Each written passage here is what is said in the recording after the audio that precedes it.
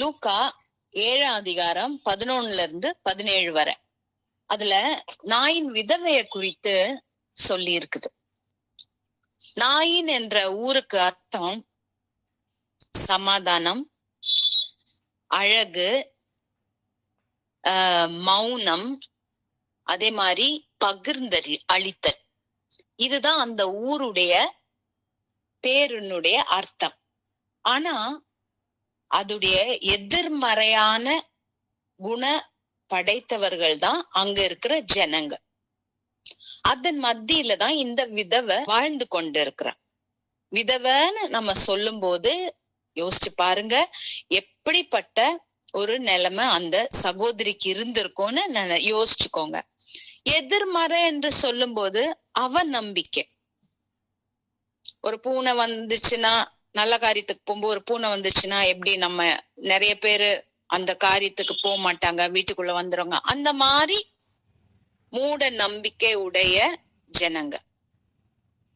அப்போ அந்த ஊர்ல என்ன ஒரு காரியம் நடந்தாலும், ஒரு குடும்பத்துல ஒரு நன்மையானாலும் சரி, முக்கியமா தீமையான காரியங்கள், கெட்ட காரியங்கள் நடந்தா அந்த வீட்டுல இருக்க ஸ்திரீகள் தான் அதுக்கு காரணம் என்று சொல்லி அவர் சொல்லினால அந்த ஸ்திரீய கடுமையாக பேசுகிற ஒரு ஊர். அந்த இடத்துல இந்த சகோதரி இப்படியாக தன்னுடைய குழந்தையை இழந்து வாடுகிற ஒரு சகோதரி. மரணம் நேரிட்டா ஒருவர் கூட அந்த வீட்டுக்கு போக மாட்டாங்க. அந்த சகோதரியே அந்த சவத்தை கழுக வேண்டும், நல்ல அந்த வாசனை பொருளை வச்சு அந்த அவங்க வழக்கப்படி அந்த சீலையினால அந்த சவத்தை மூட வேண்டும். இந்த மாதிரி காரியங்கள் எல்லாம், அந்த குளிப்பாட்டுறதுல இருந்து அதுக்கு என்னென்ன செய்ய வேண்டுமோ, அது மாத்திரல்ல, பிணத்தை கொண்டு போய் மயானத்துல அடக்குற காரியம் வர அந்த சகோதரி தான் செய்த ஆவணும். இதுதான் அங்கத்த பழக்க வழக்கம். இந்த மாதிரி சூழ்நிலையில இந்த சகோதரி ஏற்கனவே விதவையா இருக்கிறாங்க. ஆனா விதவைக்கு மேல அந்த சகோதரி மீண்டுமாக தனக்கு இருந்த ஒரே ஒரு மகனையும் இழந்து விடுகிறாங்க. ஆனா இந்த சகோதரி இவ்வளவு பேச்சுக்கு நடுவுல அவங்க பிரயாணப்பட்டு போறாங்க. அந்த சகோதரிய ஒரு ஆறுதலான வார்த்தை சொல்லுவதற்கு அந்த இடத்துல ஒருவர் கூட இல்ல. எல்லாம் அவ பேச்சு சொல்வதற்கு தான் இருக்கிறாங்க. நீ அழு, உன் கணவனை நீ இழந்தவ. அதே மாதிரி இந்த சவத்துக்கு முன்பாக அந்த ஸ்திரீய தான் நிக்க வைப்பாங்களாம். ஏன் ஸ்திரீ என்று சொல்லுகிறாங்க? ஏன் ஸ்திரீகள் அவ சொல்லாக பேசுறாங்கன்னா, ஒரு வியாதி வந்தா அவங்க சொல்றது பாவத்தினாலதான் அந்த வியாதி வந்தது. பாவம் எப்படி உலகத்துல வந்தது? ஒரு ஸ்திரீ மூலமா தான் வந்தது. அதனாலதான் இந்த ஸ்திரீகளை, சகோதரிகளை அவங்க இப்படியாக பேசுகிற ஒரு காரியம். சரிங்களா? அப்போ 7 அதிகாரம் 11 சொல்லி இருக்கு, மறுநாளிலே அவர் நாயின் என்னும் ஊருக்கு போனார். இங்க யார் வந்திருக்கா இந்த ஊருக்கு? கர்த்தராகிய இயேசு கிறிஸ்து, இயேசுவானவர் அந்த ஊருக்கு வராரு. எப்படி அவர் வராரு? யாராவது சொல்லி அனுப்புனாங்களா? 100க்கு அதிபதிக்கு முடியாம இருந்த போது அவர் வேலைக்காரரை சொல்லி அனுப்புறார். அதுக்கப்புறமா அவருடைய சிநேகிதரை சொல்லி அனுப்புறாங்க.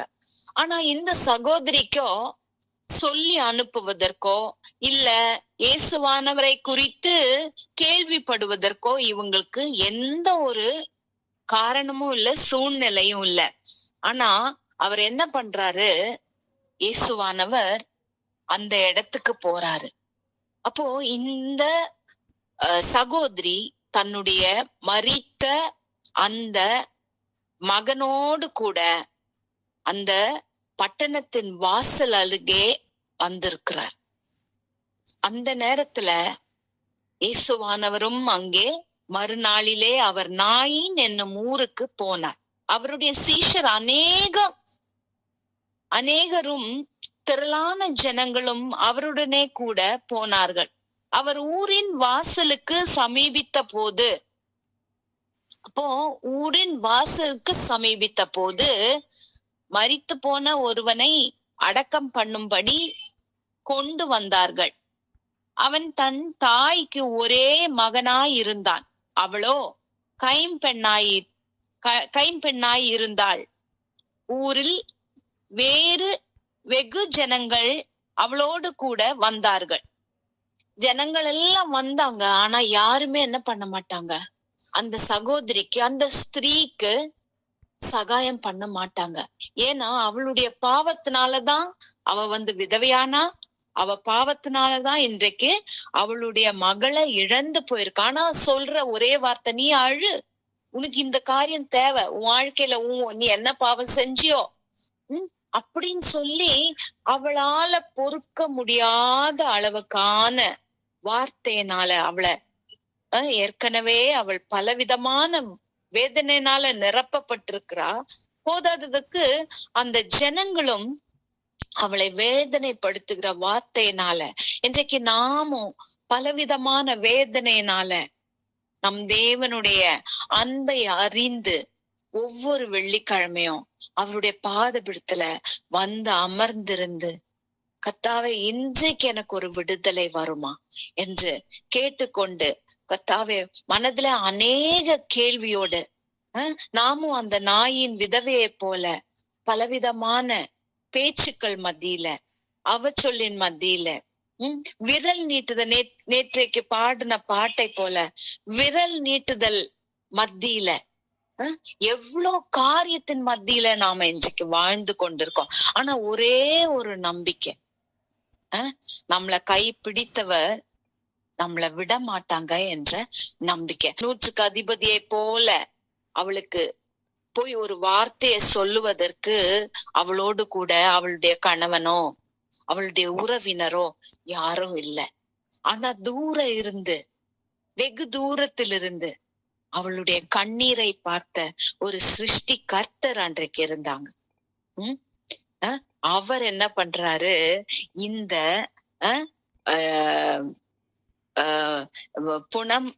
இந்த மரணப்பட்ட இந்த ஸ்திரீயினுடைய மரித்து போன ஒருவனை அடக்கம் பண்ணும்படி கொண்டு வந்தார்கள். ஆனா அந்த தாய்க்கு ஒரே ஒரு மகன். அப்போ அந்த ஊர் வாசல்ல வரும்போது அங்க யார் இருக்கிறா? அங்க இயேசு கிறிஸ்து அங்க வந்திருக்கிறார். சரிங்களா? இன்றைக்கு நீங்க கூட உங்களுடைய வாழ்க்கையின் கடைசி கட்டத்துல நின்று கொண்டு இருக்கலாம். பலவிதமான காரியங்களை நீங்க ஆராய்ந்து பார்த்து அனுபவித்து, இதுல இனியும் எந்த ஒரு ஹோப்புமே இல்லை, நம்பிக்கையுமே இல்லை. இனி நான் ஏன் இங்க உட்காரணும், இனி என்னுடைய வாழ்க்கையில என்ன மாறுதல் நடந்துற போகுது அப்படி என்று பல கேள்வினால நீங்க தளர்ந்து போய் அமர்ந்து இருக்கலாம். ஆனா நாயின் விதவிக்கு வேற எந்த ஒரு கதியிலப்பா, அந்த பிள்ளைய அவங்க போய் அந்த மயானத்துல அவங்களேதான் அடக்கம் பண்ணணும். நினைச்சு பாருங்க அந்த சகோதரியினுடைய ஒரு வேதனையான சூழ்நிலை. ஆனா அந்த இடத்துல அந்த பாடைய தொடுவதற்கு இயேசு கிறிஸ்து நிற்கிறார். அந்த மரணத்தின் படுக்கையை தொடுக்குவதற்கு அவருடைய வல்லமை உள்ள கரம் நிற்கிறது. நம்மளுக்காக யாருமே போய் பேச வேண்டாம், யாருமே போய் செய்தி தேவனிடத்துல சொல்ல வேண்டாம். நம்மளுடைய நறுங்குண்ட இருதயத்திற்கு சமீபமாய் நம்மளுடைய தேவாதி தேவன் நின்று கொண்டு இருக்கிறார். பொறுமையோட நம்ம காத்திருப்போம். நினைச்சு பாருங்க, அந்த அழுகையும் கண்ணீரும் அவப்பேச்சும் கடந்து போன அந்த பாதையில தேவன் மகனே நீ எழுந்துரு அப்படின்னு சொன்ன அந்த வார்த்தையின் அந்த நொடியில அந்த பிள்ளை எழுந்தான்.